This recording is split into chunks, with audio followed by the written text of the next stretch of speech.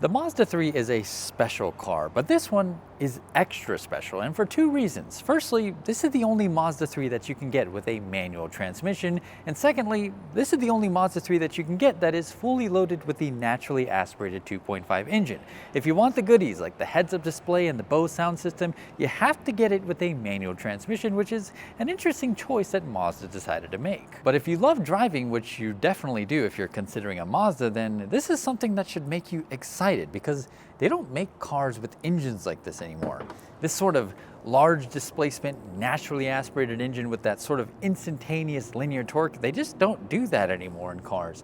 For example, this 2.5 liter engine produces about 191 horsepower, which is the same that you get in the much larger Honda Accord, except that has a 1.5 liter turbo. To get that sort of large displacement feeling in the Accord, you have to go all the way back to 2017. Now this Mazda 3 sort of competes with the Honda Civic Si and the GLI in terms of being a kind of fun to drive, front wheel drive car with a manual transmission in this price point. Now, those cars are a little more fun to drive in a spirited manner, and they are more powerful. The Honda Civic Si has 200 horsepower versus 191 in this, except those cars have turbocharged engines which kind of just take a little bit of the spirit out of those cars, because not only do you have to deal with turbo lag, but those engines are eco turbos. They're sort of smaller displacement turbocharged engines to produce more power in cars while trying to be a little more emissions compliant. To be honest, I don't actually know how Mazda's getting away with this car, whether or not this car is subject to CAFE fines or something like that, but regardless, this thing is just special. It's kind of like going back in time and driving a car that's 10, 20, 30 years old, except this thing has all the modern tech and amenities that you could possibly want. And not to mention, this thing is just stunning. This is one of the best looking hatchbacks on the market, if not one of the best looking hatchbacks of all time. It's up there with my personal favorite, the EK9. Now, Mazda's commitment to the design of this car is made very obvious by this large C-pillar in the back, which is a little controversial, but not only do I think it looks great, but it also does differentiate itself from the sedan very well. Now, this is undeniably a blind spot when you're driving this car, but it also bucks the trend of modern car design, because you see, this is one panel all the way from the bottom, all the way around the C-pillar, and all the way to the front over here. That's something that car manufacturers just don't do anymore, because one, it's a little bit more expensive, but secondly, it's also more expensive to repair. But regardless, I have to say it looks really clean and really good. Now, obviously nobody buys a Mazda 3 hatchback because of the space in the back, but I figured I'd show you as I barely clear the roof of the car getting in here. Now, I'm 6 feet tall. This is my driving position, and right now my legs are crammed into the front seat, even though there's kind of a little bit of an opening for my legs. And when I sit all the way back, my head is totally just crushed against the ceiling. This is not a comfortable place to be, but interestingly, this seat isn't even as far back as it goes. In fact, it goes back like maybe 2 more inches. So if you're a taller driver, this car might actually not be a turnoff for you, because when the seat's all the way back, I can barely floor it with this car. Train passing by. So again, this is actually my driving position, and I can perfectly reach everything, even heel and toe. This is great, but move the seat all the way back, and oh my goodness, this car just has so much space. I can floor it only if I fully extend my leg. This thing is actually huge, so if you are a taller driver, I wouldn't cross this off the list just yet. You got a pretty good sized hatchback in this car, and of course you can fold the seats down with that button over there in the middle.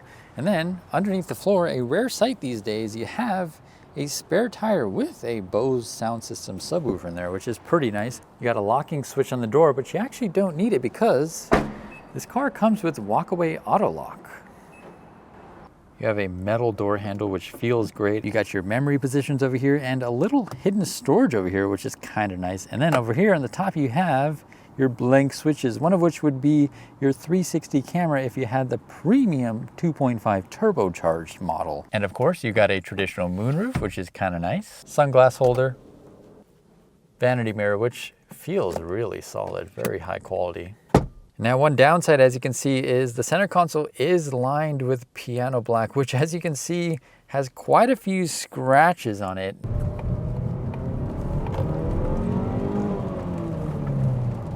All right, yesterday it was a little rainy, and some junk. So here we are in the Mazda 3 the next morning, and I kind of just want to start by going over this interior again because it is beautiful. This is a wonderful interior. The design of everything is fantastic. The red leather stitched accents on the dashboard.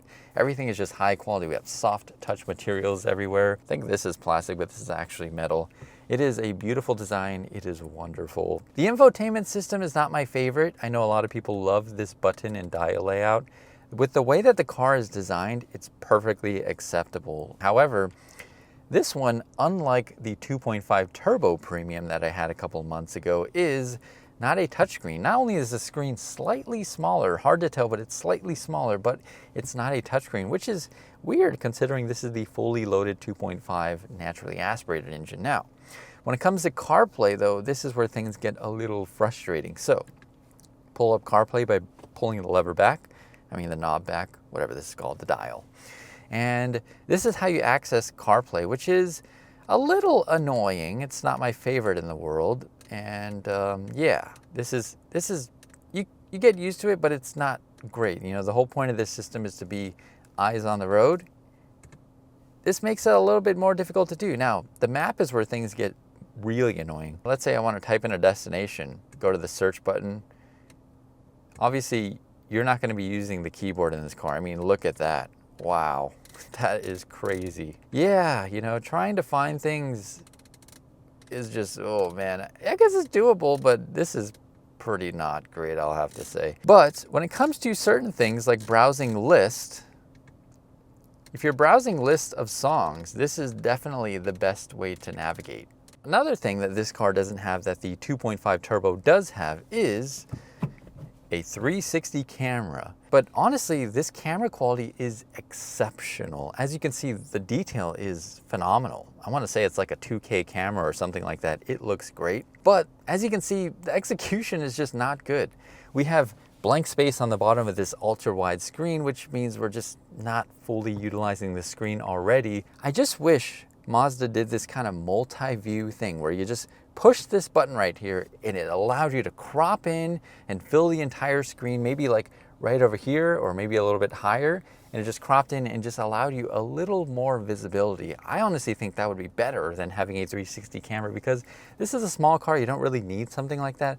Plus the 360 camera in that 2.5 Turbo wasn't even all that great anyways. So, the Mazda 3 delivers a driving experience that modern affordable cars just forgot how to do as they've prioritized things like fuel economy regulations. While it might not have the power of rivals like the Civic Si or even the same clutch and shifter feeling, you just can't beat a naturally aspirated engine in a compact car. From the moment you start up the Mazda 3, it sounds like a blast from the past, except it's in a 2025 model year with modern technology.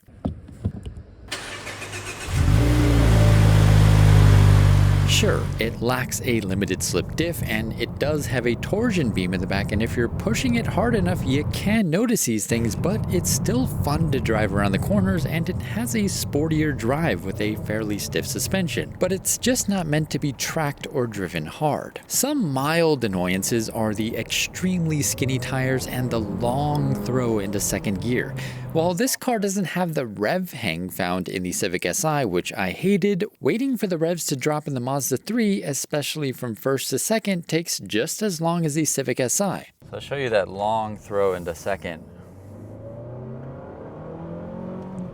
5,500 all the way to 3,000. In fact, the Mazda 3 will actually take you to 60 miles an hour in second gear, while the Civic Si will require you to shift into third to hit 60. So while the 0 to 60 times between the Mazda 3 and the Civic Si are pretty close, the Si definitely has noticeably more pull when you're accelerating. But as a daily driver and nothing more, the instant linear torque of that naturally aspirated engine is just unmatched today. And of course, you can't forget about how premium the interior feels in comparison to other models. So that's the 2025 Mazda 3, the only way to get this car with a manual transmission, which is also the only way to get this car if you want the premium features like the heads-up display in the non-turbo Mazda 3.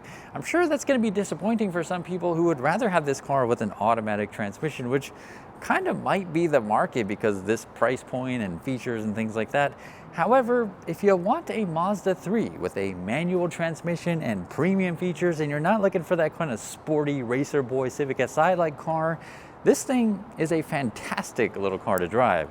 And with that, thank you so much for watching. Thank you to Mazda for loaning me the Mazda 3 for a week, and I'll see you on the next one.